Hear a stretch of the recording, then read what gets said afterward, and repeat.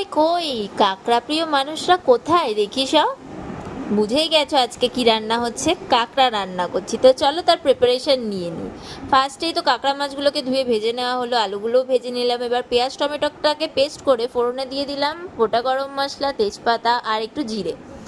তারপরে পেঁয়াজ বাটা, টমেটো বাটা, আদা রসুন পেস্ট দিয়ে ভালোভাবে মশলাটাকে কষিয়ে নিলাম। তার উপর দিয়ে দিলাম একটু হলুদ গুঁড়ো, জিরে গুঁড়ো আর একটু ধনে গুঁড়ো আর কাশ্মীরি লঙ্কার গুঁড়ো, যাতে একটু কালারটা ভালো আসে।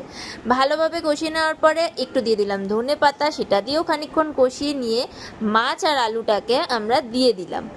সেটা দিয়ে ভালোভাবে নাড়িয়ে নিয়ে আমরা একটু কষিয়ে নিয়ে জল দিয়ে দিলাম, মানে মোটামুটি ওটা সেদ্ধ হওয়ার মতন একটু জল, কারণ জিনিসটা কিন্তু মাখো মাখোই ভালো লাগে।